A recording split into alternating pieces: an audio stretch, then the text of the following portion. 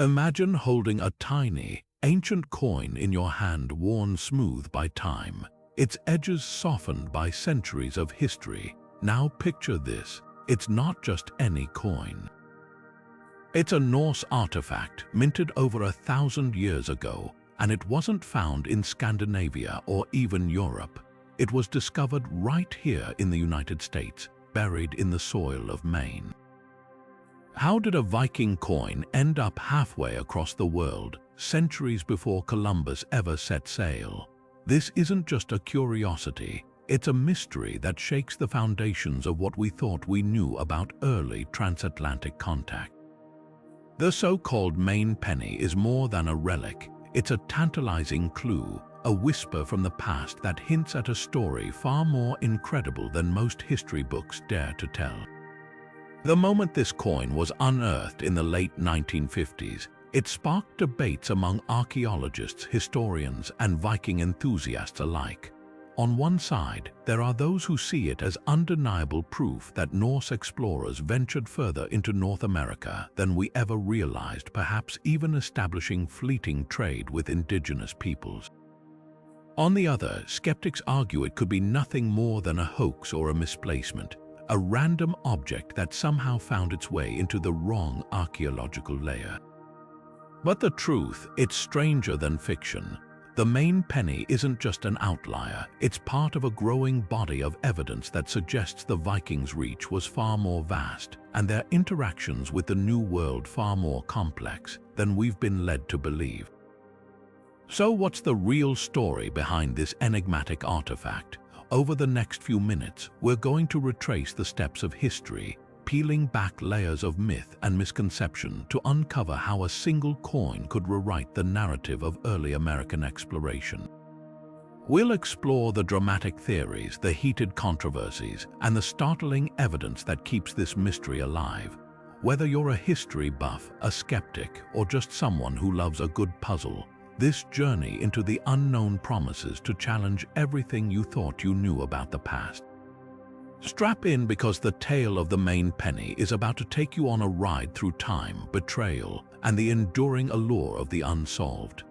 The summer of 1957 started like any other for amateur archaeologist Guy Mellgren, digging carefully through layers of earth at the Goddard Site, a well-known Native American trading hub in coastal Maine. But what he unearthed that day would send shockwaves through the archaeological world. Among stone tools, pottery shards, and other indigenous artifacts, Mellgren's fingers brushed against something unexpected, a small, discolored disc of metal no bigger than a fingernail. At first glance, it might have been mistaken for a button or a worn-out trade bead. But when he wiped away the dirt, the markings became clear, a crude cross on one side and what appeared to be a stylized bust on the other. This wasn't Native American craftsmanship. The weight, the design, even the faint traces of Norse lettering still visible, everything about it screamed Viking origin. News of the discovery spread quickly, but so did skepticism. How could a Norse coin, minted between 1065 and 1080 during King Olaf Kyrre's reign, end up buried in a 12th century Wabanaki settlement? The site itself was a puzzle, a bustling pre-colonial trading post where indigenous tribes exchanged goods across vast networks. Yet nothing else at Goddard hinted at European contact. The coin stood alone, an anomaly among thousands of artifacts. Some experts dismissed it as a modern contamination, perhaps dropped by a collector or accidentally mixed into the dig. Others, though, saw something far more tantalizing, evidence that Viking traders or explorers had reached further south than anyone imagined, perhaps bartering with coastal tribes long before Columbus was even born. The condition of the coin only deepened the intrigue.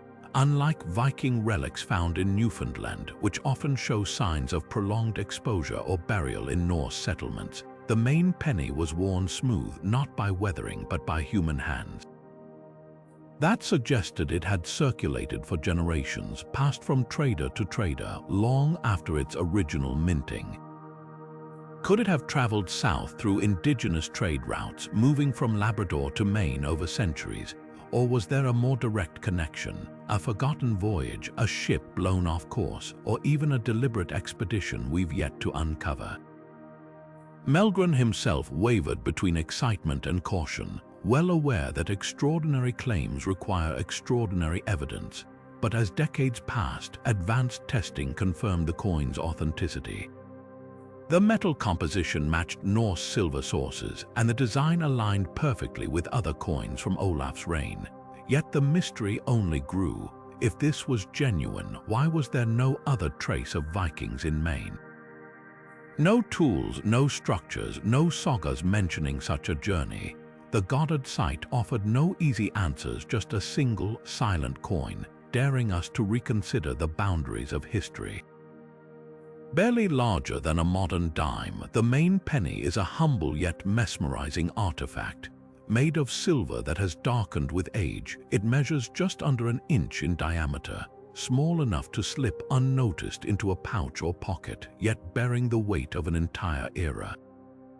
One side displays a simple cross, its arms slightly uneven from centuries of handling, while the reverse shows the profile of a crowned figure believed to be King Olaf Kyrre of Norway.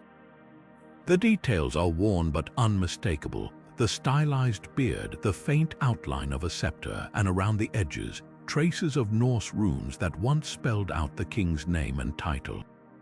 This wasn't mass-produced currency. It was hand-struck between 1067 and 1093, a period when Norse seafarers were pushing the boundaries of the known world.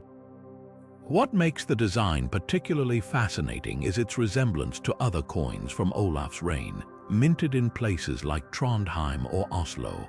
The crude craftsmanship suggests it might have been produced in a smaller, less sophisticated mint, perhaps even a temporary one set up in a distant outpost. The silver content, too, tells a story. Unlike later medieval coins diluted with cheaper metals, this one retains a high purity, a hallmark of early Norse currency meant to hold real value in trade. But here's the twist: by the time this coin reached Maine, silver wasn't commonly used in local indigenous economies. Shell beads, furs, and copper were the real currencies of the region. So why would a Norse silver piece end up here? The wear patterns offer a tantalizing clue. The edges are softened, the surfaces rubbed nearly smooth, not by the elements but by human touch. This coin didn't sit buried for centuries. It passed through countless hands, perhaps traded along coastal routes from Labrador to the Gulf of Maine. Some scholars speculate it might have been prized as a curiosity, a trinket from a distant people, rather than used as actual money. Others suggest it could have been part of a larger, now lost cache, a single survivor from a Viking trader's pouch. Then there's the question of how it arrived. The Norse sagas mention voyages to Vinland, but Maine lies hundreds of miles south of confirmed Viking sites like Meadows. Could a storm have blown a ship off course? Did a small group of Norse explorers venture further than we've dared to imagine? Or was this coin carried south by indigenous traders, moving through networks that connected continents long before Europeans claimed to discover them? The design, the material, even the wear, each detail is a silent witness, waiting for us to decode its journey. To understand how a Norse coin could have reached Maine, we need to step back into the age of Viking exploration, an era of daring voyages that stretched from the icy fjords of Scandinavia to the edge of the known world. The sagas, those vivid medieval tales passed down through generations, speak of a place called Vinland, a land of wild grapes and towering forests where Norse explorers led by Leif Erikson established a short-lived settlement around the year 1000. For centuries, these stories were dismissed as legend until archaeologists unearthed definitive proof at Meadows in Newfoundland. The remains of turf-walled longhouses, iron-smithing debris, and even a wooden spindle wall confirmed that Vikings had indeed reached North America centuries before Columbus. But here's where it gets intriguing. Meadows wasn't just a random stop, it was a strategic base camp, a staging ground for expeditions further south. The sagas mention explorations down the coast, encounters with indigenous peoples, and even attempts at trade. And while no permanent Norse settlements have been found beyond Newfoundland, artifacts like the Maine Penny hint at something the sagas might have missed: brief, sporadic contact stretching far beyond Vinland. Imagine a Norse Nar, its dragon-prowed ship skimming the Atlantic currents, pushed off course by a storm or lured by rumors of richer lands. Could a single ship have ventured as far south as Maine, leaving behind nothing but a handful of traded objects? The archaeological record adds fuel to the fire. Beyond the Maine Penny, scattered finds along the eastern seaboard, a Norse-style cloak pin in Rhode Island, a possible runestone in Minnesota, paint a patchwork of clues suggesting fleeting Viking presence. Yet none of these discoveries are as concrete as Elance Ork's Meadows. That's the maddening beauty of this mystery. The line between evidence and coincidence is razor thin. What's undeniable is the Vikings' mastery of maritime travel. Their ships, designed to navigate both open ocean and shallow rivers, could have hugged the coastline, moving undetected through waters later Europeans would struggle to chart. And if they reached Maine, even accidentally, the coin might not have been lost but purposefully traded. Indigenous networks stretched for thousands of miles, and a silver piece from distant strangers would have been a curiosity, a token of the unknown. The sagas speak of tense encounters, but also of exchange: furs for cloth, tusks for metal. Could the Maine Penny be the last echo of a forgotten barter, a single thread in a much larger, unraveled tapestry? The absence of more Norse artifacts in Maine isn't necessarily a deal-breaker. Unlike Newfoundland, where Elance Ork's Meadows was a seasonal camp, any contact further south may have been fleeting, a single ship making landfall, trading briefly, then vanishing. In such a scenario, a coin or two might be all that survives, and let's not forget, the Vikings weren't colonizers here. They were explorers, traders, sometimes raiders, but their stays in North America were short and their legacy fragile. The Maine Penny, then, isn't just an object. It's a challenge, a whisper from the past urging us to rethink the map of Viking voyages and the hidden connections that might still lie buried beneath our feet. So how did this lone Norse coin find its way to a Native American trading site in Maine? Experts have spent decades wrestling with this question, and three compelling theories have emerged, each one opening a different window into the past. The first, and most dramatic, suggests direct Viking contact much further south than we've ever proven. Picture a Norse ship battered by storms or drawn by curiosity, sailing beyond Vinland's known borders.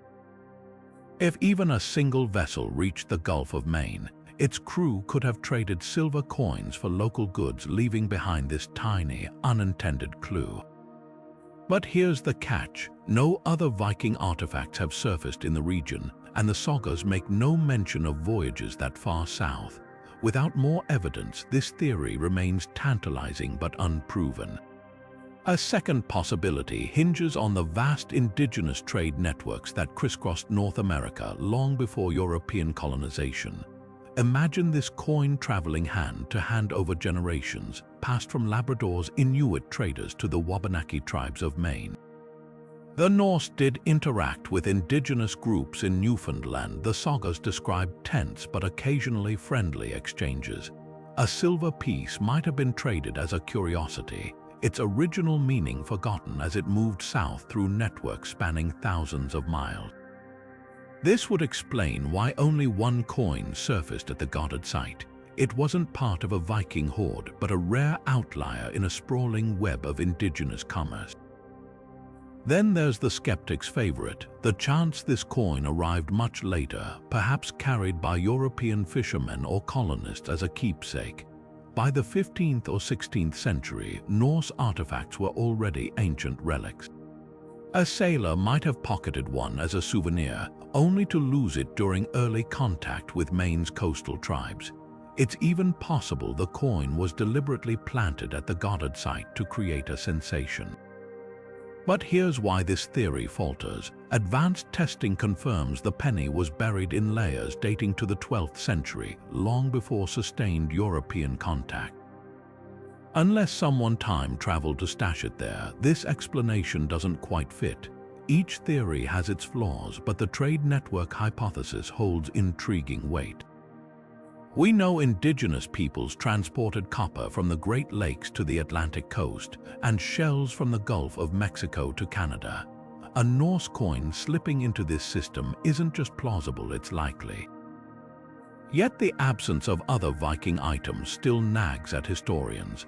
Maybe the truth lies in a combination of these ideas: a single, ill-fated Norse voyage, a chance trade, and a coin that outlived its original owners by centuries.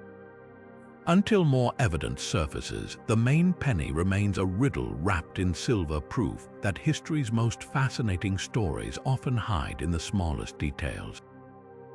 Of course, not everyone is convinced the Maine penny tells the story of Viking contact in New England. Many respected archaeologists raise valid concerns, starting with the glaring absence of any other Norse artifacts at the Goddard Site.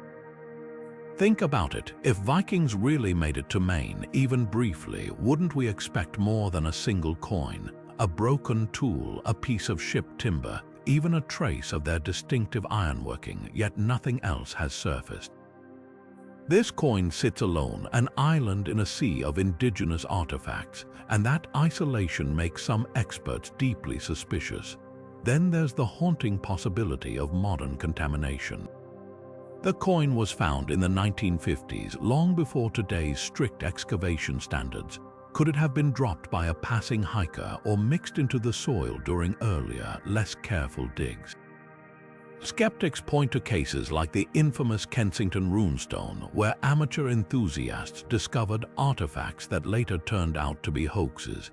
Even accidental mix-ups happen. Remember the ancient Roman coins that surfaced in a Japanese castle site, only to be traced back to a 20th century souvenir collection. But here's where the plot thickens. Advanced metallurgical analysis confirms the coin's silver matches known Norse sources, and it's where patterns suggest centuries of circulation, not a modern replica. Plus, the Goddard Site soil layers were meticulously documented, placing the penny firmly in a 12th century context. That timeline raises another puzzle. If it's real, why didn't the Wabanaki people, who are master metalworkers, replicate Norse designs in their own crafts?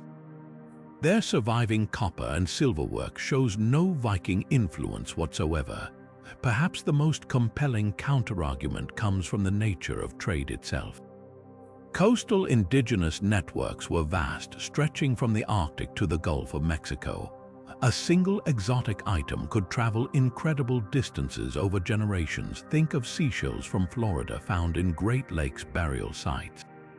The Maine penny might simply be one of these far-traveled curiosities, stripped of its original meaning long before it reached Maine. Yet even this theory doesn't fully satisfy. Norse silver was valuable. Why trade away a rare piece of metal without ever seeking more? And why no records, oral or written, hinting at such an extraordinary exchange? The skeptics' questions linger like shadows, reminding us that for every thrilling possibility, there's a sobering dose of doubt. The Maine penny isn't just a mystery, it's a mirror, reflecting how much we still don't know about the tangled threads of history. The Goddard Site sprawls along Maine's rugged coastline, a windswept stretch where the Wabanaki people thrived for centuries before European ships ever appeared on the horizon. This wasn't just a seasonal camp, it was a bustling hub of trade and craftsmanship, where coastal tribes gathered to exchange goods hauled from as far away as the Great Lakes and the Gulf of St. Lawrence. Archaeologists have uncovered everything from finely worked copper tools to delicate shell beads, evidence of a sophisticated economy that stretched across thousands of miles. Yet amid this treasure trove of indigenous artistry, one object stands apart: that solitary Norse coin, a shimmering outlier in a world of earth-toned artifacts. What makes the Maine penny so baffling isn't just its origin, it's the context. The Goddard Site's layers tell a clear story. this was a purely Wabanaki space with no signs of European influence until centuries later. The pottery styles, tool designs, even the food remains, all point to a community deeply rooted in local traditions. Silver wasn't part of that world. Wabanaki metalworkers prized copper, hammering it into ceremonial ornaments and tools, but Norse-style coinage, that was an alien concept. So how did a Viking silver piece end up here, nestled among stone scrapers and clay pots? The answer might lie in the site's role as a crossroads. Imagine canoes gliding into the cove, laden with furs, pipestone, and exotic materials from distant regions. Traders from northern tribes who may have had fleeting contact with Norse visitors in Newfoundland could have brought the coin south as a curiosity. It wouldn't have been currency to the Wabanaki, more likely a talisman or a diplomatic gift, passed hand to hand until its original meaning faded. Remarkably, the coin's burial layer dates to the 1200s, long after Viking expeditions to Vinland ceased. That gap suggests it circulated for generations, perhaps becoming a relic of some half-remembered encounter with fair-haired strangers from across the sea.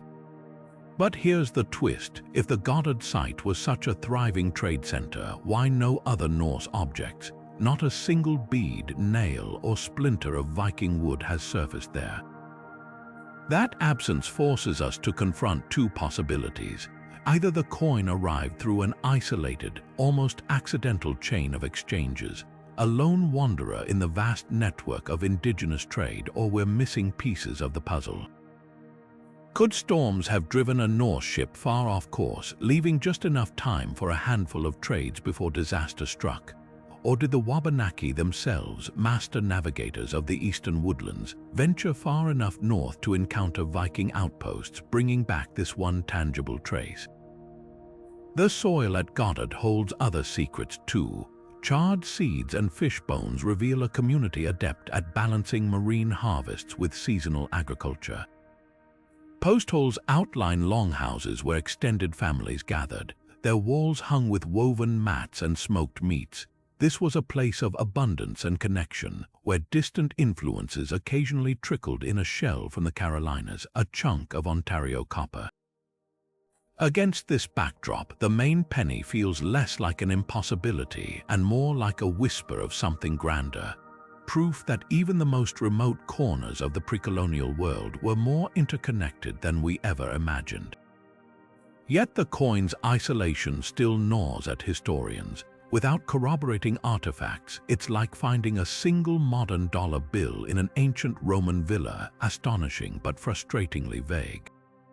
Was it lost during a tense first meeting between Norse explorers and Wabanaki hunters, dropped by a child who found it gleaming in the tide, or carefully placed in a ceremonial offering, its true significance known only to the person who buried it?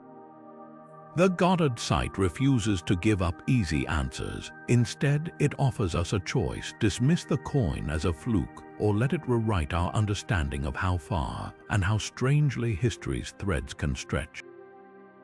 Consider the vast web of trade that crisscrossed North America centuries before European colonization, a network so extensive that copper from Lake Superior could end up in Florida, while shells from the Gulf of Mexico found their way to Canada.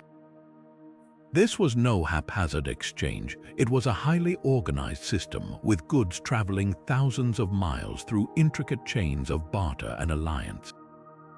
Against this backdrop, the journey of a single Norse coin from Newfoundland to Maine becomes far less implausible. In fact, artifacts like the Maine Penny fit eerily well into what we know of indigenous trade dynamics.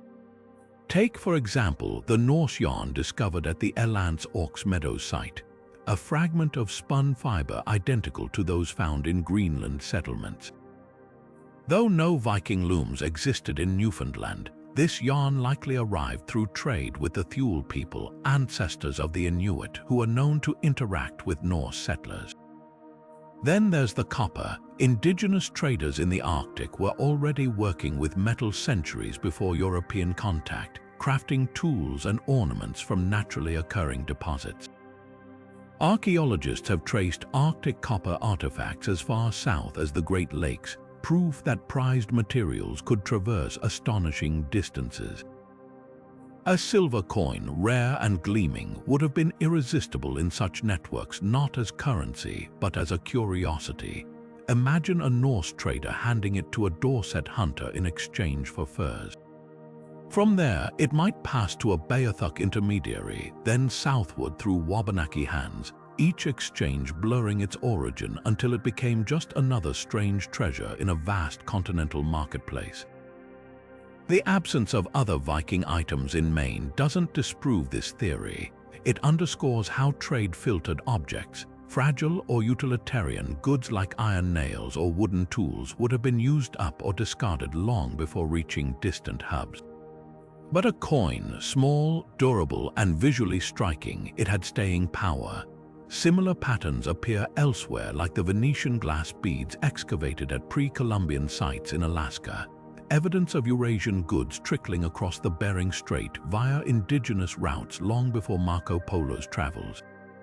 What's often overlooked is the cultural weight these objects carried. A Norse coin wouldn't just be traded, it would be storied. Oral traditions among the Micmac, neighbors of the Wabanaki, speak of great boats and hairy strangers arriving from the sea. Could such tales reflect encounters with Norse visitors, their silver becoming talismans of those meetings? Without written records, we're left with faint echoes. A coin here, a strand of yarn there, whispering of connections that defied continents and centuries. The Maine Penny isn't an outlier. It's a testament to the untold scale of trade that once bound the Americas together, long before maps or merchants drew the lines we now call history. The Maine Penny isn't the only Norse artifact in North America that sparked debate, but its story stands in stark contrast to other controversial discoveries. Take the Beardmore relics, a cache of Viking weapons allegedly found in Ontario in the 1930s. A rusty sword, an axe head, and a shield boss, objects that, if genuine, would suggest Norse explorers ventured deep into the Canadian interior. But unlike the Maine Penny, the Beardmore story unraveled quickly. The relic's finder, a prospector named James Dodd, changed his story multiple times, and the artifacts suspiciously matched items missing from a local museum's collection. Eventually, experts concluded they were likely planted, a hoax designed to attract fame and funding. The Maine Penny, by comparison, emerged from a documented archaeological dig, with soil layers meticulously recorded, giving it far more credibility, even as doubts linger. Then there's the Upernavik arrow, a slender iron projectile point discovered in Greenland, initially hailed as proof of Norse contact with the Thule people. At first glance, it seemed like a smoking gun, European-style metalwork found far beyond known Viking settlements, but further study revealed the arrow's design was ambiguous. It could have been Norse, or just as easily Thule craftsmanship inspired by traded metal. Without clear markings or definitive context, the Upernavik arrow became another maybe, a tantalizing might have been. The Maine Penny, though, bears indisputable Norse iconography: King Olaf's face, the cross, the runic lettering. Its design is textbook Viking, leaving little room for misinterpretation. What sets these artifacts apart isn't just their authenticity, but their stories. The Beardmore relics reek of staged drama, while the Upernavik arrow lacks the clarity to stand alone as evidence. The Maine Penny, though, it's a quiet enigma. No fanfare accompanied its discovery, just a single coin nestled among indigenous artifacts, with no obvious reason for being there. It doesn't scream, "Vikings were here." Like a sword or a shield might, it whispers, hinting at connections we're still piecing together. Perhaps the most telling comparison lies in the reactions they provoke. The Beardmore saga is largely dismissed, a cautionary tale about archaeological hubris. The Upernavik arrow lingers in academic footnotes, intriguing but inconclusive.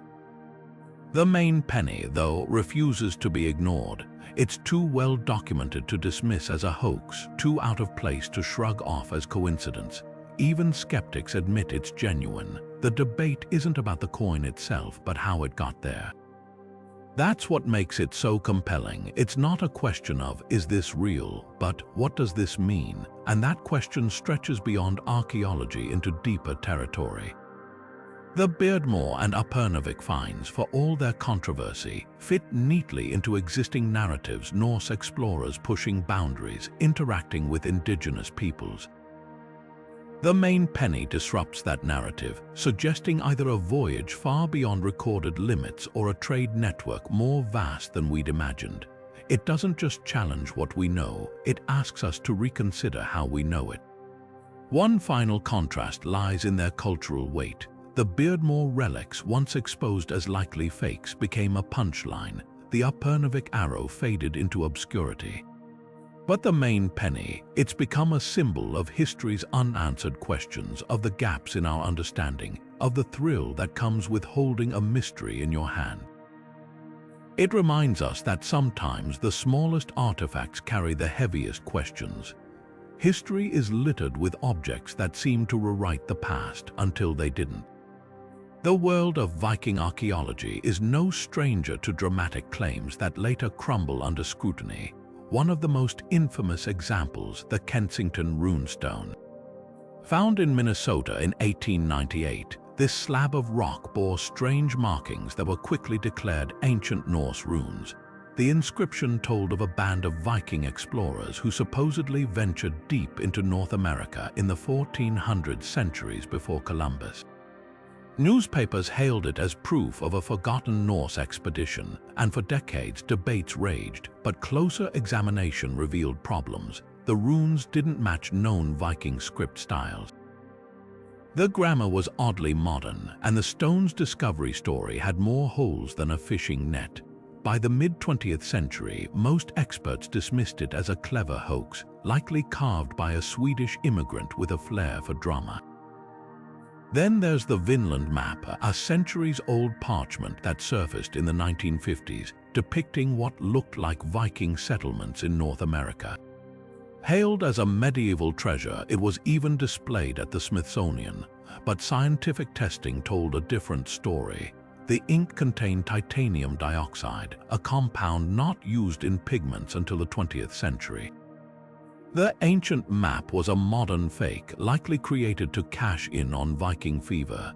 These cases aren't just footnotes, they're cautionary tales. Every time a supposed Norse artifact makes headlines, it risks overshadowing genuine discoveries. The Maine Penny could easily have suffered the same fate. Imagine if Guy Mellgren had announced his find with grand proclamations about Viking settlements in Maine. Skeptics would have pounced, and the coin might have been dismissed before proper analysis could begin. Misidentification is another trap. Take the Newport Tower in Rhode Island, a stone structure once proudly called Leif Eriksson's church. Early settlers were convinced it was Norse, thanks to its circular design resembling Scandinavian round churches. But carbon dating told a different story. It was built in the late 1600s, long after Viking voyages ended. The truth, it was likely a colonial windmill, its architecture inspired by English styles. Even today, tourists snap photos, imagining Viking masons at work. The tower isn't a hoax, but its myth persists, proving how easily we project our desires onto the past. This isn't just about debunking fakes, it's about understanding why they happen. Hoaxes often arise from a mix of nationalism and wishful thinking. The 19th and early 20th centuries saw waves of European immigrants eager to prove their ancestors had discovered America first. Objects like the Kensington runestone became symbols of pride, even as evidence stacked against them. Then there's the thrill of the hunt. Amateur archaeologists sometimes stumble upon genuine artifacts, but without rigorous methods, they risk contaminating sites or misinterpreting finds. Mellgren himself faced skepticism precisely because he wasn't a professional. Had he not documented the Goddard Site meticulously, the Maine Penny might have been written off as another curiosity with shaky provenance. Modern science has sharpened our tools for spotting frauds. X-ray fluorescence can trace metals to their origins, Microscopic analysis reveals tool marks invisible to the naked eye. Stratigraphy, the study of soil layers, can confirm whether an object was truly buried in a certain era or planted later. These techniques saved the Maine Penny from doubt. Testing proved its silver matched Norse sources, and its wear patterns aligned with centuries of circulation. But here's the catch: science can only do so much. It can verify materials, but not stories. The coin's journey from Norway to Maine remains a riddle no lab can solve. That's why context matters as much as chemistry. At Elance Ork's Meadows, archaeologists didn't just find artifacts, they uncovered an entire settlement, complete with hearths, workshops, and even a bronze cloak pin that perfectly matched Norse designs. The site's integrity left no room for doubt. The Maine Penny, though genuine, lacks that supporting cast. It's a star without a stage, a solitary clue in a mystery with no clear script. Perhaps the greatest lesson from these hoaxes and misidentifications is humility. The past doesn't give up its secrets easily. For every Kensington runestone exposed as fake, there's a Maine Penny, an outlier that refuses to fit neatly into textbooks. These objects force us to ask uncomfortable questions. How much of history is still hidden? And how do we separate fact from fantasy when the line between them is as worn as an ancient coin's edge? The answer lies not in rushing to conclusions, but in letting the evidence speak even when it whispers. The moment the Maine Penny landed in the hands of experts, the real detective work began. Metallurgists and numismatist specialists in ancient coinage subjected the tiny silver disc to a battery of tests, each one peeling back another layer of its history. First came the elemental analysis, using X-ray fluorescence to break down its chemical composition. The results were telling. The coin's silver content matched known Norse sources from the 11th century, with trace amounts of copper and gold consistent with minting practices of Olaf Kyrre's reign. This wasn't some modern imitation alloy. It was the real deal, hammered from ore likely mined in Scandinavia or the British Isles, where Viking smiths sourced their materials. But silver purity was just the start. Numismatists pored over the coin's design under high-powered microscopes, studying every groove and indent. The cross on the obverse side showed the uneven strike of a hand-held die, a hallmark of medieval minting, where no two coins were perfectly identical. The bust of King Olaf, though worn, bore the telltale stylistic quirks of Norse artisans: the exaggerated beard, the simplified crown, the faint remnants of runic lettering that once spelled Olaf Rex around the edge. These details aligned flawlessly with other coins from the same period found in Norway, like pieces from the Tromsø hoard or the Trondheim excavations. Even the coin's weight, just under 1 gram, fit the standard for Norse silver pennies, a system based on the old Scandinavian mark weight system. Perhaps most revealing was the wear pattern. Under magnification, the surfaces showed thousands of tiny striations, the kind that only come from decades, if not centuries of human handling. The edges weren't nicked or cut, as they might be if someone had tried to age the coin artificially. Instead, they'd softened organically, rubbed smooth by countless fingers and pouches. This wasn't a relic buried immediately after minting. It had circulated extensively, passing through markets or trades long before it reached Maine. One particularly striking detail, the slight flattening on one side, suggesting it might have been sewn into a garment or strap as a decorative piece, gradually worn down by friction over generations. Then there's the patina, a thin, darkened layer of corrosion that forms naturally on ancient silver. Modern forgeries often use chemicals to mimic this effect, but lab tests revealed the Maine Penny's patina was the real deal, a mix of silver sulfide and chloride compounds that develop over centuries in specific soil conditions. The Goddard Site's slightly acidic, salt-rich coastal environment had left its mark, but in a way that perfectly matched the site's 12th century dating. Even the dirt embedded in the coin's crevices was analyzed, matching the soil chemistry of the precise layer where Mellgren found it. Skeptics raised one last objection. Could this coin have been part of a later medieval European trader's stash, lost during early colonial expeditions? The timeline ruled it out. By the 1400s, Norse coin design had evolved dramatically, with more elaborate portraits and standardized lettering. The crude, hand-struck look of the Maine penny was unmistakably 11th century, a style that had fallen out of use long before Columbus set sail. And while later explorers sometimes carried old coins as curiosities, none would have been circulating in trade by the 1200s when the coin was buried at Goddard. The verdict from the scientific community was unanimous. This was no hoax, no misplaced trinket. The Maine penny was a genuine Viking artifact, minted between 1065 and 1080, and somehow transported across the Atlantic centuries before sustained European contact. Every test confirmed it: the metal, the craftsmanship, the wear, even the dirt clinging to its surface. Yet for all the certainty about its origin, the coin's journey remains the real enigma. Science can tell us what it is, but not how it got there. And that's the mystery that keeps historians awake at night, of course. Not every theory about the Maine penny points to ancient Viking contact. Some suggest far simpler explanations, like the possibility it arrived much later, perhaps brought over by a 19th century Scandinavian immigrant or tucked away in a collector's cabinet before being lost. After all, the late 1800s saw waves of Nordic settlers arriving in New England, drawn by its familiar forests and fishing grounds. Could one of them have carried this coin as a keepsake, only to drop it during a coastal stroll? It's not impossible, but the timeline doesn't add up. The coin was found in undisturbed soil layers dating back to the 1200s, centuries before any Scandinavian migration to Maine. For it to have been planted that deep by accident would defy basic geology. Then there's the collector theory.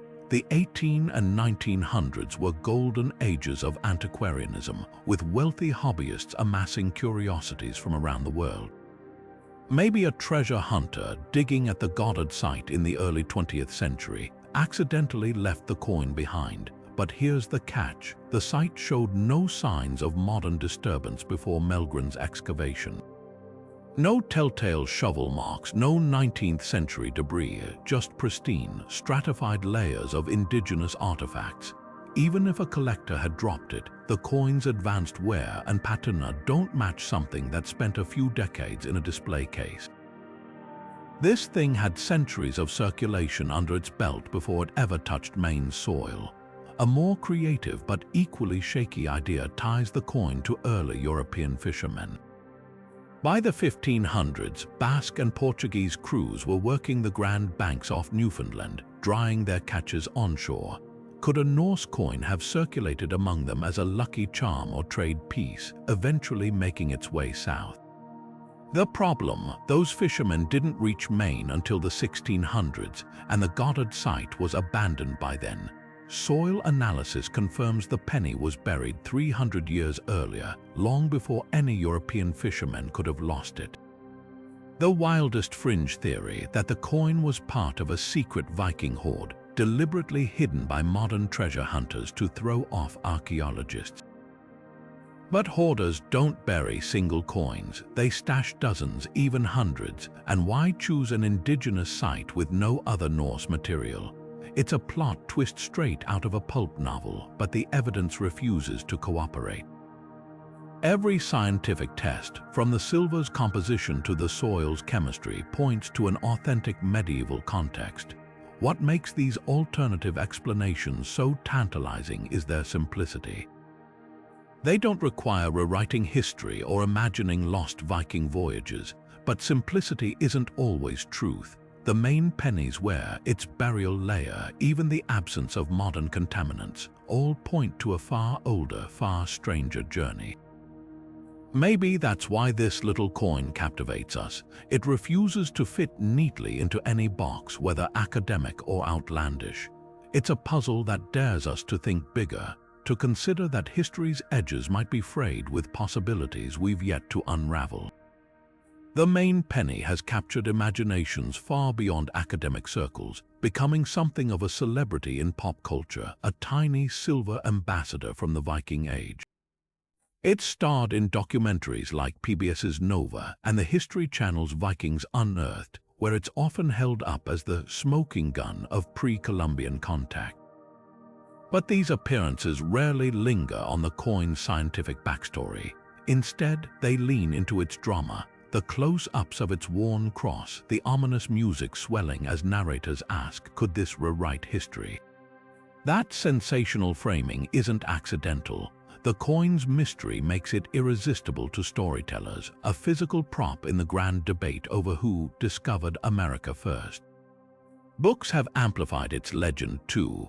In The Viking Heart, historian Arthur Herman uses the Maine Penny as a springboard to explore Norse resilience, while fringe theorists like to cite it as proof of vast, unrecorded Viking conquest. Even children's literature has gotten in on the act. Illustrated histories often feature the coin as a tangible clue, a way to make distant sagas feel immediate. But pop culture's love affair with the penny isn't just about education. It's about symbolism. For Scandinavian American communities, the coin is a point of pride, a connection to ancestors who might have walked these shores centuries before Leif Erikson became a textbook footnote. For Indigenous scholars, it's a reminder of how trade networks predated and outlasted European arrival.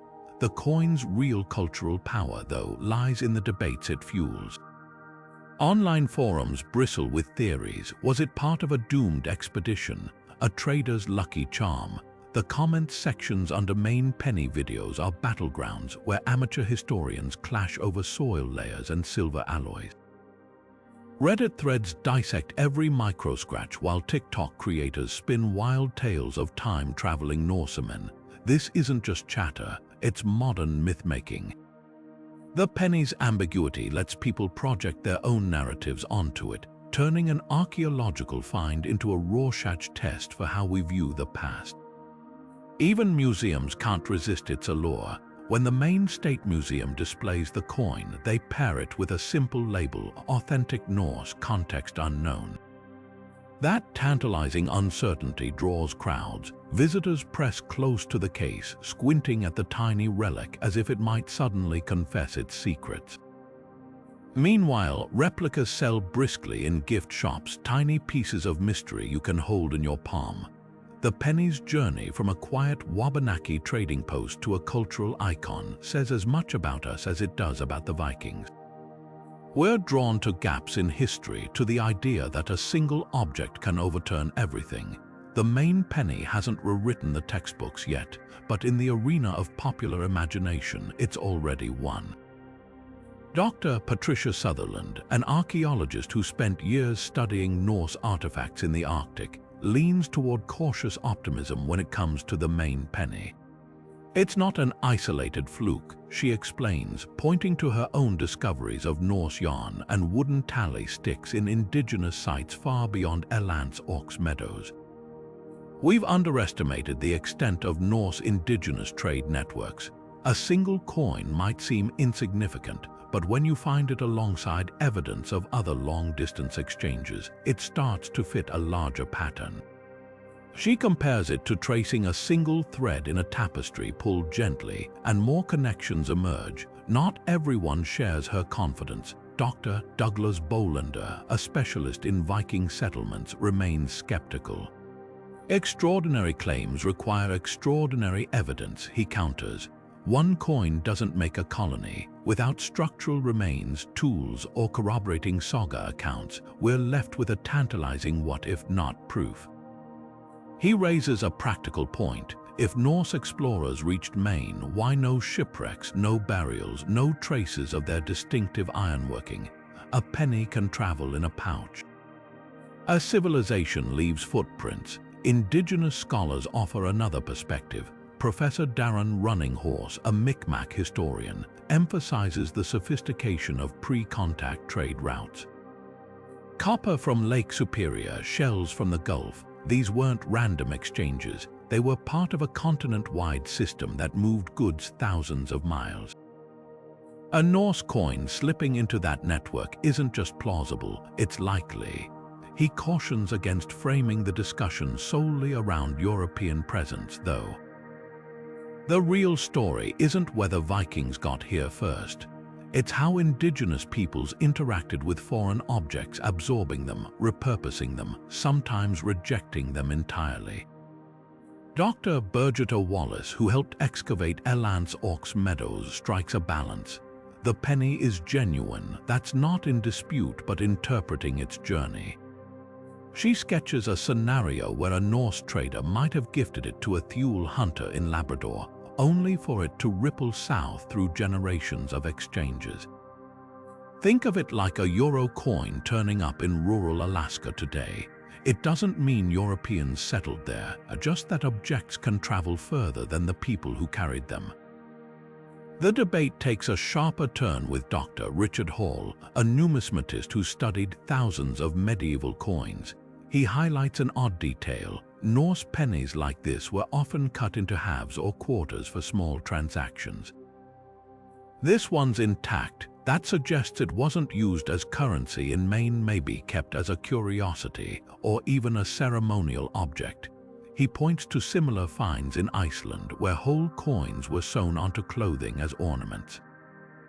Context matters. A coin in a marketplace means trade. A coin in a burial could mean tribute or a token of the unknown. Even within the skeptical camp, there's nuance. Dr. Susan Brunning, curator of the British Museum's Viking collections, acknowledges the penny's authenticity but questions its narrative weight. It's a data point, not a conclusion. Without knowing how it arrived, we risk spinning stories to fit our biases. She contrasts it with the Bergen silver hoard, where coins, jewelry, and ingots found together painted a clear picture of Viking wealth. A lone coin is a whisper. You need more to hear the full sentence. What emerges from these interviews isn't a tidy consensus, but a vibrant clash of methodologies and philosophies. For some, the Maine penny is a smoking gun, for others, a red herring. Yet all agree on one thing: its power to provoke. As Dr. Sutherland puts it, the best finds don't give answers. They give better questions. Whether evidence of a lost voyage or a testament to indigenous trade's vast reach, the coin refuses to let history rest comfortably. It's a puzzle that invites us to look deeper, not just at the artifact, but at the assumptions we bring to it. If the Maine penny truly made its way to North America through Norse hands, it would shatter the tidy boundaries we've drawn around Viking exploration. For decades, the story of Vikings in the New World has been narrowly framed by Elance Ork's Meadows, a single, short-lived outpost in Newfoundland, abandoned after just a few decades. But this tiny silver coin hints at something far more expansive, not just fleeting visits, but a web of contacts stretching hundreds of miles further south. Imagine the implications. The sagas mention Vinland's abundant resources: timber, grapes, furs, but what if those weren't just harvested in Newfoundland? The Gulf of Maine's richer waters and denser forests would have been irresistible to Norse traders. Could the penny be a breadcrumb left by an expedition that pushed beyond the saga's recorded limits? This isn't just about geography, it's about duration. Current theories suggest Norse presence in North America lasted maybe 20 years, but the Maine penny's burial layer dates to the 1200s, nearly 2 centuries after the Vinland voyages. If it arrived through trade, that implies Norse indigenous interactions didn't end with Elance Ork's Meadows' abandonment. Instead, they might have evolved into sporadic but ongoing exchanges, with goods filtering south through indigenous networks long after the last Viking ship sailed home. Suddenly, the timeline isn't a brief blip but a slow fade, a whisper of contact that lingered for generations. The penny also challenges assumptions about Norse intentions. Were they just seasonal campers, or did they probe further, testing the possibilities of sustained trade? Silver was central to Viking economies, but in North America, it would have been useless as currency. Yet someone carried it here. Was it a diplomatic gift, a symbolic gesture to secure alliances with coastal tribes, or proof that Norse explorers understood the value of exotic trinkets in unfamiliar trade systems? Either way, the coin suggests a level of cultural adaptation we rarely attribute to these seafarers. Then there's the silence of the Sagas. These epic tales meticulously describe Greenland's icy fjords and Vinland's wild grapes, so why no mention of lands further south? One possibility cuts deep. What if the Maine Penny represents a failed voyage, a ship lost to storms or conflict, its story never told? Norse explorers didn't record disasters. A group that vanished without returning wouldn't earn a saga, just oblivion. The coin might be all that's left of a journey history forgot. Critically, the penny forces us to re-examine indigenous agency in these encounters.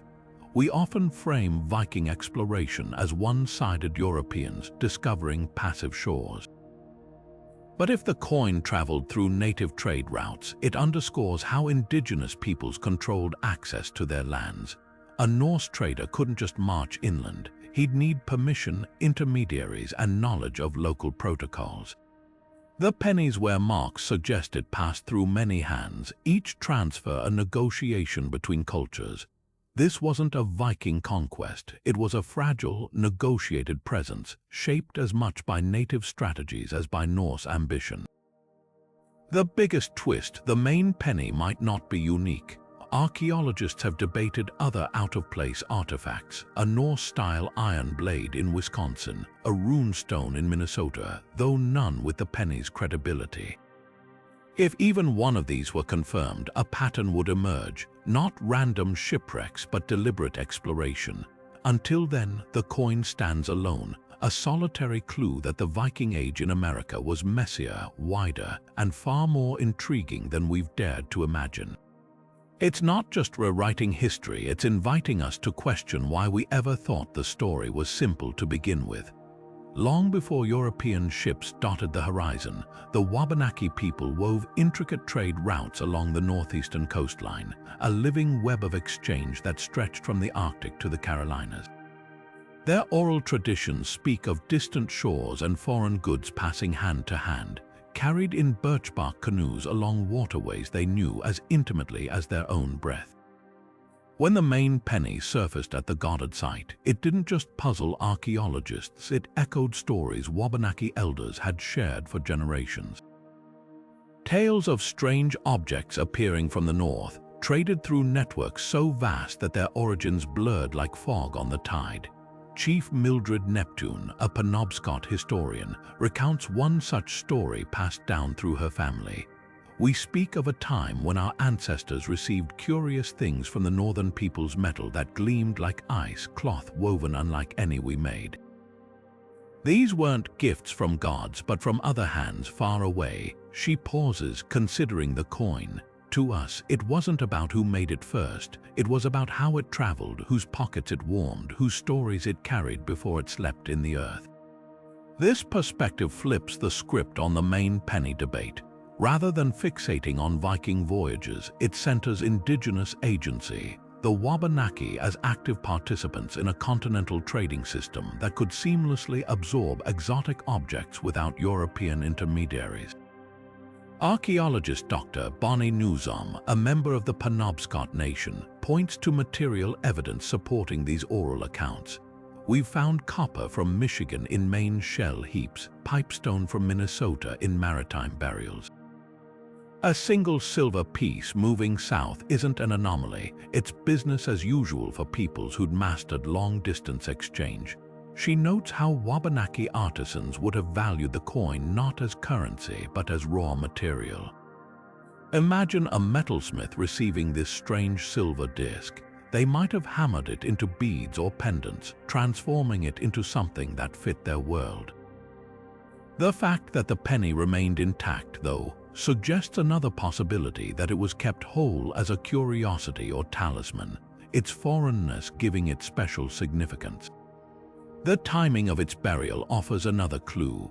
By the 1200s, the Wabanaki were at the heart of a cultural renaissance, with expanded trade and sophisticated metalworking emerging across the region. A Norse coin arriving then wouldn't have been met with confusion, but with recognition, another item in a vibrant marketplace of ideas and goods. Professor John Bear Mitchell, a Passamaquoddy educator, draws parallels to modern globalization. Think of how a Japanese yen might turn up in a Maine flea market today. No one assumes Japanese fishermen dropped it there. It's understood that objects circulate through countless hands over time.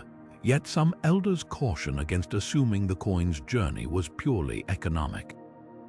The Goddard Site wasn't just a trading post, it was a sacred gathering place for ceremonies and diplomacy. If the penny was found near ritual objects, as some reports suggest, it might have held spiritual weight. Foreign materials often entered ceremonial life, explains Elder Alma Francis of the Micmac Nation. A meteorite fragment, a peculiar stone, these were seen as messages from the spirit world. A silver disc stamped with a man's face and a cross that could have been viewed as powerfully as a prayer. This interplay of practical trade and symbolic meaning reveals a nuanced truth. The Maine penny's significance depends entirely on whose lens you use. To Norse scholars, it's a geographic marker. To Wabanaki historians, it's one thread in a much older tapestry of interconnection, proof not of who reached America first, but of how indigenous networks thrived long before outsiders drew their maps. As Chief Neptune puts it, the coin didn't come to us, it came through us. There's a difference. That distinction lingers in the salt air of the Maine coast, where a single artifact bridges two worlds, not by erasing the line between them, but by showing how much richer history becomes when we listen to all its keepers. Archaeology thrives on context, the layers of soil, the nearby artifacts, the patterns that whisper stories across centuries. But when a single object like the Maine penny surfaces without its supporting cast, it throws the discipline into a fascinating dilemma. How do we interpret a lone artifact that defies the expected narrative? The coin's isolation at the Goddard Site forces us to confront one of archaeology's most persistent challenges, distinguishing between a genuine historical anomaly and a misleading outlier. Every dig site is a puzzle, but some pieces refuse to fit neatly into the picture. The Maine penny isn't just a curiosity, it's a litmus test for how we weigh evidence, balance skepticism, and navigate the gaps in our understanding. Take the case of the Poverty Point figurines discovered in Louisiana decades ago. These tiny clay effigies resembled stylized bird motifs found in Mesoamerica, sparking theories of pre-Columbian transoceanic contact. But without corroborating artifacts or clear cultural links, most archaeologists dismissed them as coincidental similarities. The lesson: a solitary object can't rewrite history, no matter how tantalizing. Yet the Maine penny complicates this principle. Unlike the figurines, it's undeniably Norse, authenticated by every scientific test. The question isn't whether it's real, but what its presence means. This tension between material proof and interpretive uncertainty lies at the heart of archaeological controversy. Methodologically, the penny exposes the limits of typology, the practice of classifying artifacts based on known patterns. A Viking coin in Scandinavia is mundane. In Newfoundland, it's expected, but in Maine, it defies categorization. Some scholars argue this very outlier status demands radical rethinking, pointing to the 1996 discovery of Norse DNA in indigenous Greenlandic populations as proof that unexpected connections exist. Others counter that outliers are just that statistical noise, not paradigm shifts. Dr. Emily Johnson, a specialist in archaeological theory, frames it bluntly. For every Maine penny, there are 100 anomalies that later prove to be misdated, misidentified, or hoaxes. Our discipline's strength is resisting shiny object syndrome. The debate intensifies when we consider indigenous oral histories alongside physical evidence. Many Wabanaki traditions speak of encounters with hairy strangers from the sea, long dismissed as myth until Viking settlements were confirmed at Meadows. Should these accounts influence how we interpret the penny? Some argue yes, citing the growing acceptance of oral histories as valid historical sources. Dr. Aaron Redmond, who studies cross-cultural archaeology, notes, "We used to privilege the shovel over the story. Now we're learning both hold truth, just in different languages."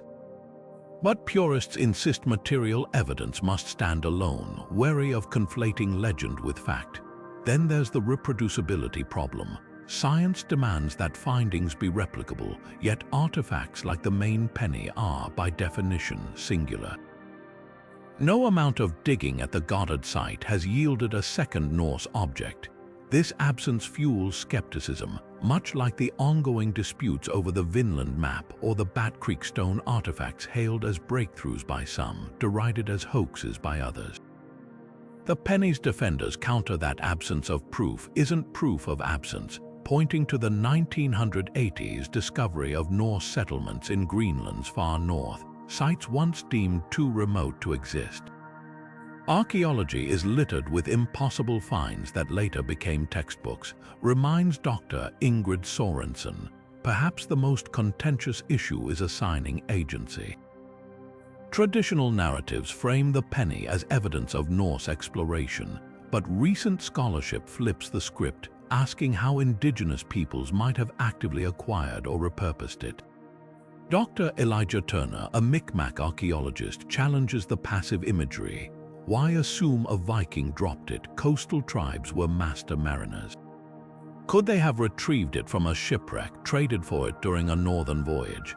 This perspective reframes the penny not as a clue to Norse movements, but as a testament to indigenous networks' vast reach, a distinction that reshapes the entire debate.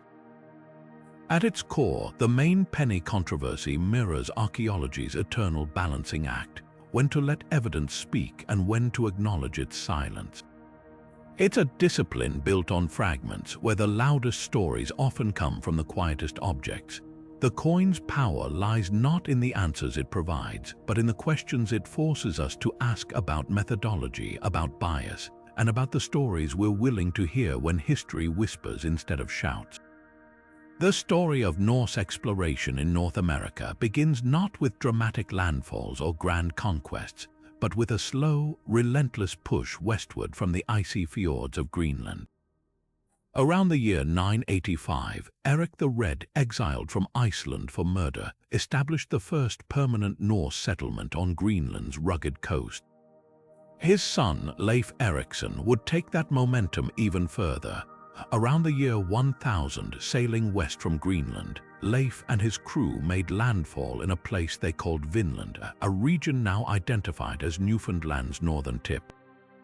For decades, this outpost at Meadows served as a base camp for Norse expeditions, its turf-walled longhouses providing shelter for crews venturing into unknown waters. The Sagas describe forests teeming with game, rivers thick with salmon, and wild grapes that gave Vinland its name. But the timeline of Norse activity in North America is startlingly brief. Archaeological evidence suggests Meadows was occupied for maybe a decade or two before being abandoned, likely due to skirmishes with indigenous groups the Norse called Skraelings. By the mid-11th century, the Greenland colonies themselves were struggling, their supply lines stretched thin across the North Atlantic. Yet even as Vinland faded from memory, Norse ships continued probing North America's edges. The Icelandic annals mention a voyage in the year 1347 when a ship from Greenland sailed to Markland, believed to be Labrador, to gather timber. This suggests that while permanent settlements failed, resource-gathering expeditions persisted for centuries, threading a fragile connection between continents. So where does Maine fit into this timeline? Here's the puzzle. All confirmed Norse sites lie hundreds of miles north of the Gulf of Maine. The Sagas mention expeditions south from Vinland, including one led by Thorfinn Karlsefni, who allegedly sailed past a coastline of long beaches and sandbars, a description some argue could match Maine's mid-coast region. But these accounts are frustratingly vague, blending geography with myth. No physical evidence, no ship nails, no iron tools, no butternuts like those found at Elance Ox Meadows has surfaced in Maine to corroborate these tales. The Maine Penny complicates this picture further.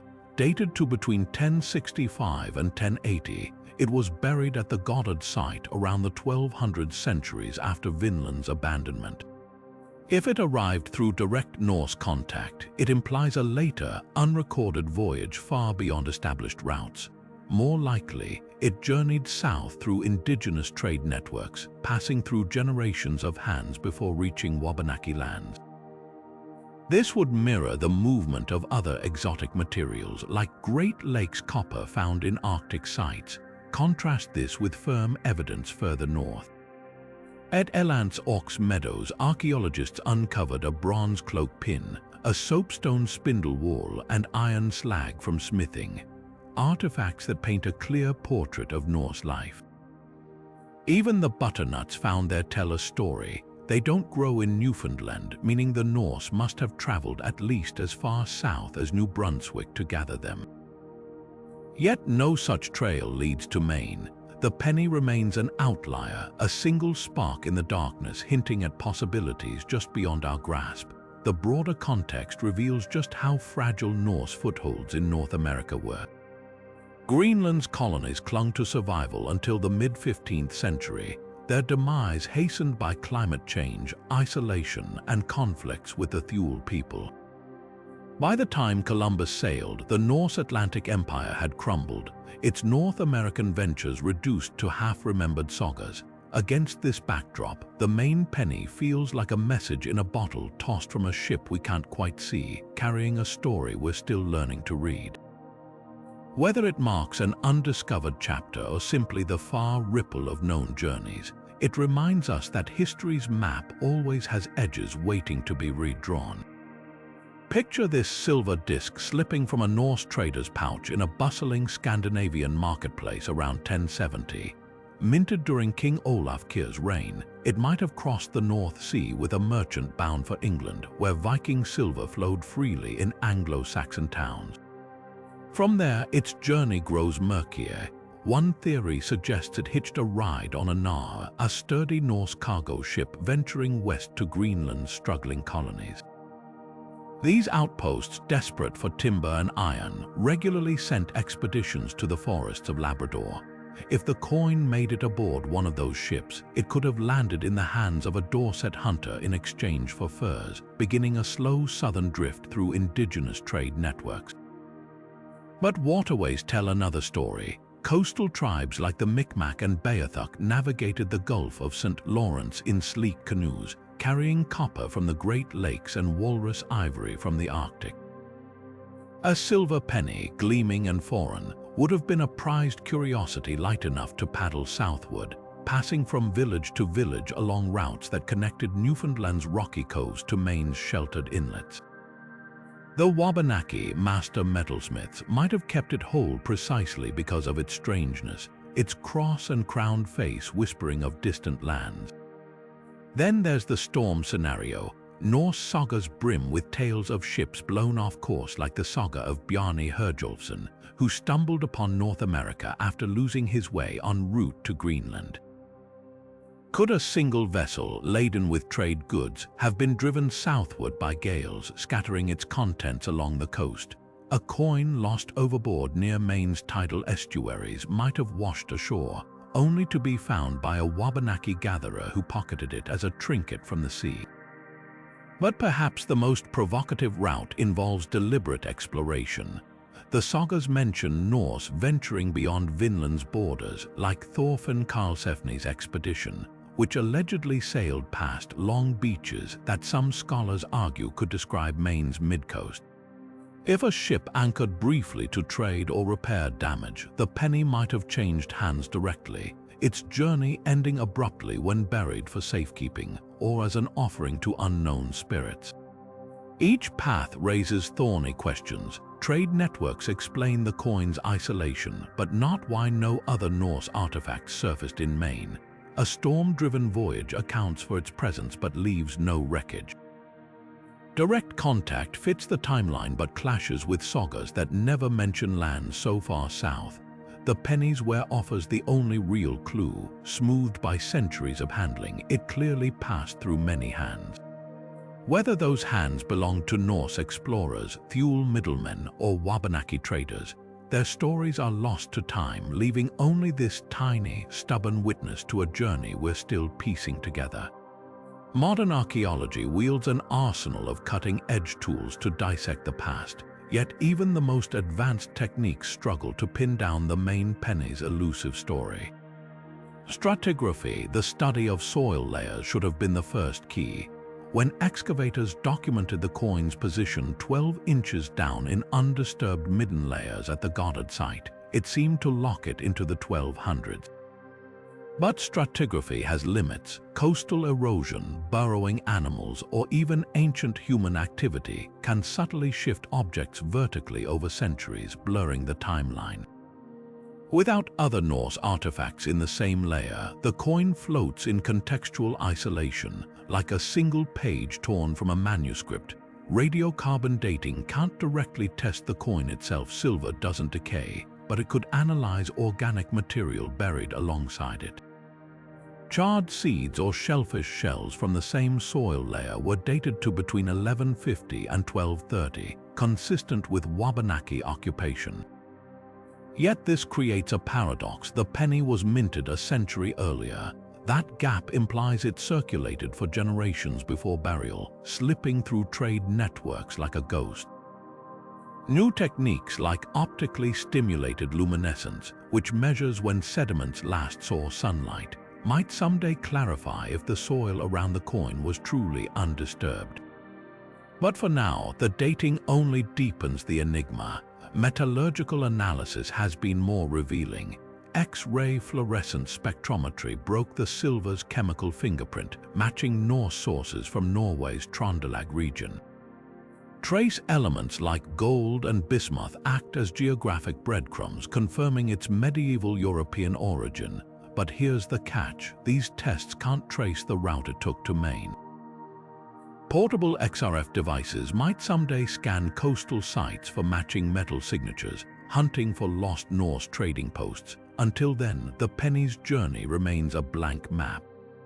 Ground-penetrating radar offers another tantalizing option. If Norse visitors built temporary shelters or left tools in Maine, their remnants might lie beneath later Wabanaki layers. Recent GPS surveys at promising coastal sites have turned up stone anomalies that could be Viking-era hearths or just glacial debris. The technology excels at spotting buried structures but stumbles on small, scattered artifacts. A lone coin wouldn't register, leaving us to dig blind.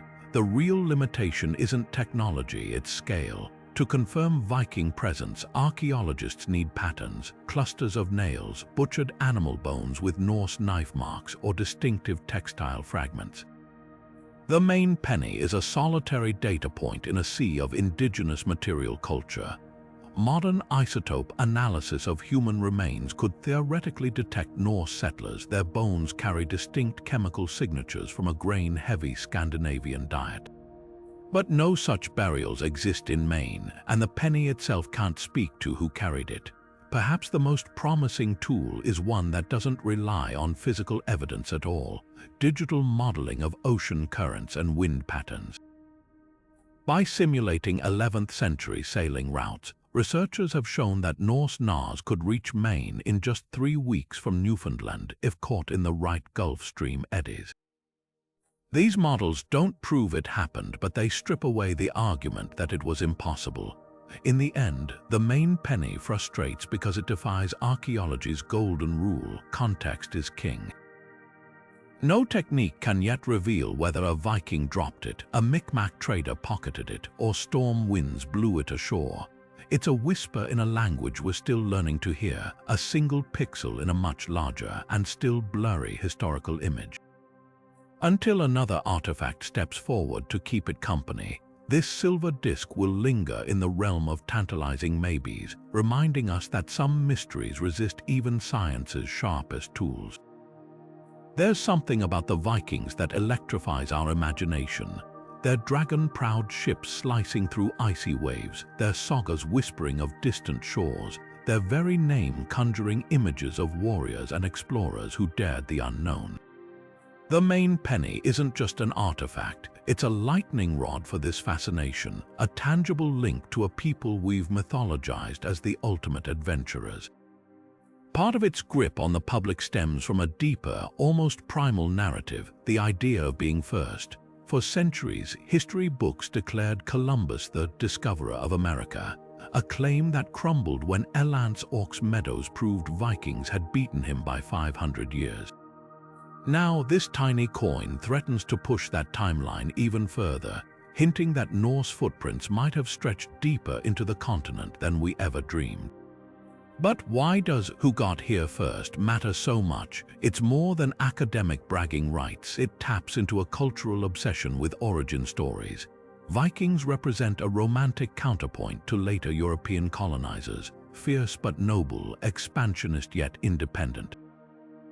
Pop culture paints them as proto-modern heroes, from TV's brooding Ragnar Lothbrok to Marvel's Thor. The Maine Penny fits neatly into this mythos, offering a what-if that feels thrillingly disruptive. Imagine a world where Viking settlements dotted the New England coast, where Norse and Wabanaki traders shared stories by firelight. It's a narrative that challenges the tidy Columbus-centric history we grew up with, and that's irresistible. The coin also thrives on ambiguity. Unlike the clear-cut ruins at Elance Orc's Meadows, its story is murky, a single day to point in a sea of questions. Humans are wired to solve puzzles, and the Maine Penny is archaeology's perfect cliffhanger. Is it proof of a lost voyage, a token of trade networks we're only beginning to understand? The lack of definitive answers lets people project their own theories onto it, turning an academic debate into a participatory mystery. Online forums light up with speculation, from sober analyses to wild tales of Viking warlords marching through the Maine woods. The penny's power lies in its elusiveness. It's a Rorschach test for how we view the past. Yet this obsession isn't neutral. The Viking myth often carries an unspoken subtext, the valorization of European presence in the Americas. Indigenous scholars like Dr. Miss Huana Goman caution against framing the penny as a discovery narrative, noting how it sidelines Wabanaki history in favor of European actors. The coin didn't arrive in a vacuum. It entered a thriving indigenous world with its own complex trade and diplomacy. Perhaps the real allure of the Maine Penny isn't just Vikings, but the chance to glimpse a pre-colonial moment when two worlds brushed against each other, leaving behind a silver whisper we're still straining to hear. That's the paradox at the heart of our fascination.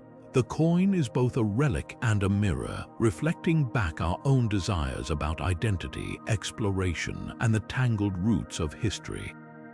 Whether it's a smoking gun or a red herring, one thing's certain: it refuses to let us look away, and in that tension between what we know and what we long to believe, the Maine Penny earns its place as one of archaeology's most enduring enigmas.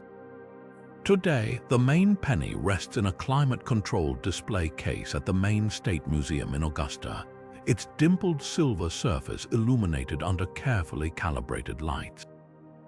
Visitors lean close, squinting at the tiny relic smaller than a thumbnail yet holding the weight of centuries. The museum's label offers a measured description: Norse silver penny, circa 1065 to 1080.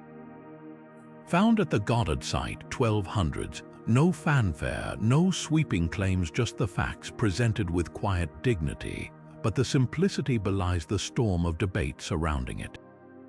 Curators have walked a tightrope, showcasing the coin's authenticity while acknowledging the unanswered questions. Interactive touchscreens nearby offer competing theories: a Viking voyage gone unrecorded, a trade network stretching further than imagined, or simply a fluke of history. The display refuses to take sides, inviting viewers to weigh the evidence themselves. The penny's journey to the museum was anything but straightforward. After its discovery in 1957, It spent years shuttling between labs and academic conferences, scrutinized under microscopes and debated in journals. By the time it found a permanent home in Augusta, it had become both an archaeological treasure and a cultural flashpoint. The museum's decision to exhibit it without sensationalism, no dramatic Viking dioramas or speculative maps, speaks volumes. Instead, they've paired it with Wabanaki artifacts from the same era, a finely woven baskets, copper tools, shell beads. This side-by-side display makes a subtle point. The coin's true significance lies not in isolation, but in its entanglement with Indigenous history.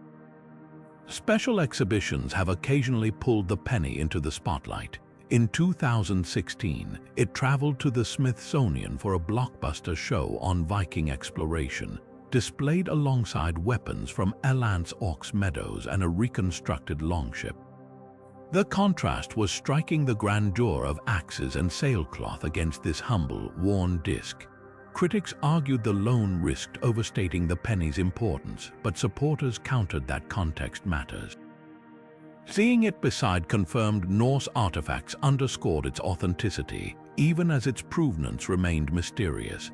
Back in Maine, the museum has hosted lectures with titles like Silver, Sagas, and Skepticism, where archaeologists and tribal historians spar good-naturedly over microphones, the coin watching silently from its case like the guest of honor at a lively dinner debate. Education programs have turned the penny into a teaching tool. School groups play artifact detective, examining replicas to decide Viking treasure or trade good. Teenagers debate whether history's outliers deserve textbooks' attention, while Indigenous educators use it to spotlight pre-colonial trade routes. The museum's gift shop sells penny replicas not as souvenirs but as conversation starters. One staff member laughs, "We've had visitors return years later, suddenly passionate about runes or coastal archaeology, all because this little thing stuck in their heads." Yet the display's most provocative feature might be what's missing. There's no grand conclusion, no case closed placard, just a final question etched on glass. What do you think happened? It's a rare admission in a field that craves certainty, a willingness to live with mystery. The Maine Penny's power doesn't come from answers, but from the way it lingers in the imagination long after the museum doors close. Whether proof of a lost voyage or testament to Indigenous trade's vast reach, it refuses to be just a relic. It's a mirror, reflecting back our own curiosity about the tangled, unfinished story of the past. The Maine Penny isn't just a relic, it's a masterclass in how history resists tidy conclusions. For all our advanced technology and meticulous methods, archaeology remains an imperfect science, tangled in gaps and guesswork. This unassuming silver disc forces us to confront an uncomfortable truth. Sometimes the past leaves us just enough evidence to spark debate, but never enough to settle it. That tension between discovery and uncertainty is where the real lessons lie. Consider how easily this coin could have been dismissed. A less scrupulous finder might have brushed it off as a modern contaminant, tossing it aside without a second thought. Its survival hinges on the careful hands that recognized its strangeness and the scientists who validated its age. Yet even now, with every test confirming its authenticity, we're left grappling with what that authenticity means. The penny lays bare archaeology's greatest challenge. An artifact's origin can be proven, but its journey often remains a riddle. It's a humbling reminder that for every Elance Ox Meadows, a site so rich it rewrote history books, there are countless lone objects whispering tales we can't fully decipher. This ambiguity exposes the dangers of overinterpretation. It's tempting to spin grand narratives around the coin. Viking settlements in New England, uncharted transatlantic trade routes, even pre-Columbian European colonies. But history isn't a detective novel where every clue leads to a satisfying finale.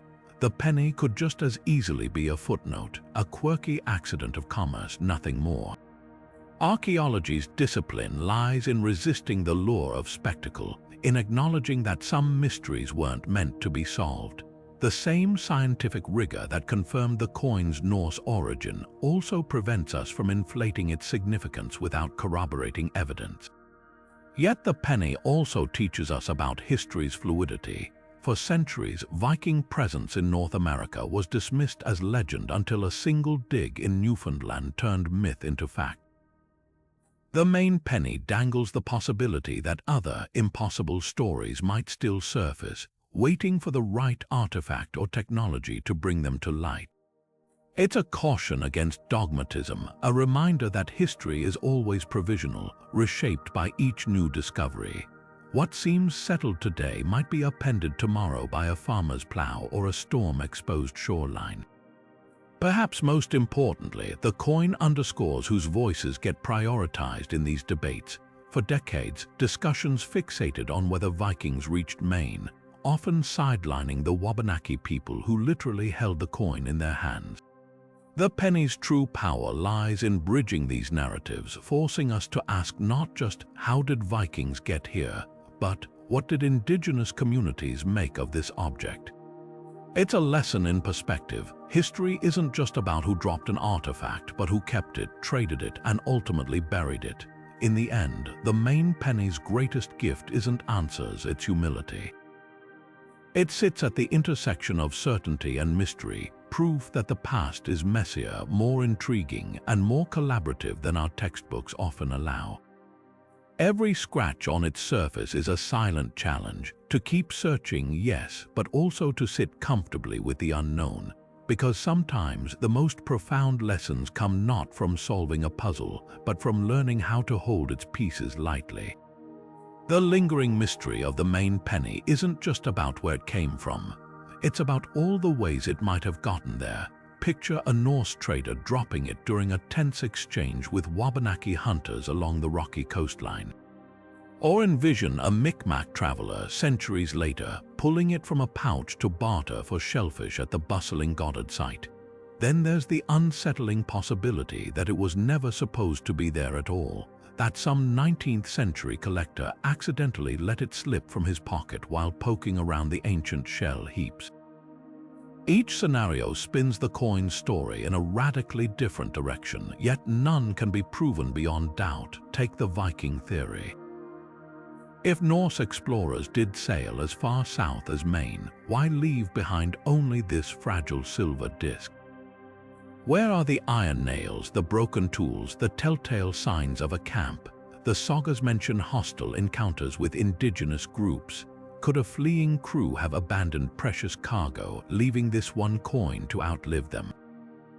On the other hand, trade networks offer a cleaner explanation but raise their own questions.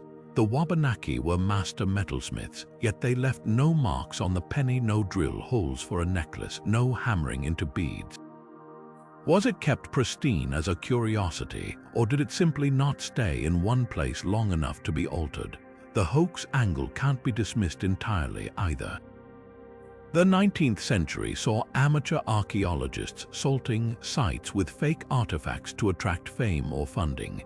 But the Goddard dig showed no signs of modern tampering, and the coins wear patterns align with centuries of genuine use. Even if someone planted it, they'd need an impossibly deep understanding of Norse metallurgy and indigenous stratigraphy to pull off such a convincing deception. What makes these questions unresolvable isn't just missing evidence, it's the nature of the artifact itself. A sword or a shipwreck tells a story through context, where it was found, what lay beside it. The Maine Penny is a whisper without a sentence. Its journey could have spanned generations or happened in a single storm-tossed afternoon. The Wabanaki oral traditions that might shed light on its origins were often suppressed or lost to colonization. Norse sagas, meanwhile, gloss over failures. A ship lost at sea wouldn't merit a saga, just silence. Science can't bridge these gaps. Radiocarbon dating can't trace a coin's path through human hands. X-rays can't reveal whether it was given as a gift or stolen in conflict. Even if future digs uncover another Norse artifact in Maine, proving deliberate contact, the penny's specific story, who held it last, why they left it behind, will likely remain buried. That's the haunting beauty of this puzzle. Some historical mysteries crack open with a single discovery. Others, like the Maine Penny, linger in the realm of the plausible but unprovable, reminding us that the past doesn't always surrender its secrets. It's not a lack of evidence that keeps us guessing, it's an abundance of possibilities, each as fragile and worn as the coin itself. The Maine Penny's story lingers like fog on the coast, part shadow, part substance, a puzzle that refuses to dissolve into easy answers. This tiny silver disc, no larger than a thumbnail, carries the weight of continents and centuries. It's a relic that bridges worlds, forged in the fires of Norse minting, traded across uncharted waters, and finally laid to rest in Wabanaki soil. What began as a simple trade token became a key to locked doors in history, challenging the boundaries of what we thought possible. The coin's journey, whether by Viking longship or indigenous trade routes, forces us to reckon with the gaps in our maps, the silences in our sagas, and the stories that slip between the cracks of recorded time. History isn't just written in ink and parchment, it's etched into objects like this one, waiting for us to listen. The Maine Penny is a reminder that the past is never truly settled. It breathes, shifts, and surprises us, offering fragments that demand reinterpretation. Think of all the artifacts lost to time, the voyages unrecorded, the encounters that left no trace. This coin is a rare survivor, a whisper from an era when the Atlantic wasn't a barrier but a highway, when cultures collided and connected in ways we're only beginning to grasp. Its very existence dares us to question, how many other whispers have we missed? But the coin's true power isn't just in rewriting narratives, it's in revealing how history is made. Evidence alone isn't enough, it's the questions we ask of it that shape our understanding. One scholar sees proof of Viking expansion, another traces indigenous trade networks, a third suspects a hoax. Each interpretation reflects not just the facts, but our own biases, hopes, and blind spots. The penny lays bare the messy, thrilling process of discovery, where myth and evidence dance at the edges of certainty. It's a lesson in humility. Sometimes the most profound truths live in the unresolved spaces. So where does that leave us, with more than just a curiosity for the cabinet? The Maine Penny invites us to become detectives of the everyday, to look closer at the world beneath our feet. Who knows what other overlooked objects buried in fields, tucked into attic boxes, might hold untold stories. History isn't the sole property of textbooks, it's a living conversation, and each of us holds a piece of the dialogue. The next time you stumble upon something odd or out of place, remember, every artifact, no matter how small, is a thread in the vast tapestry of human experience. As the coin rests in its museum case, it asks one final question, not of the past, but of us. How comfortable are we with mystery? In an age of instant answers, the Maine Penny is a defiant holdout, a reminder that some secrets endure. And perhaps that's its greatest gift, not the thrill of solving the puzzle, but the joy of wondering, of keeping the story alive. After all, history isn't just about what we know. It's about what we dare to imagine.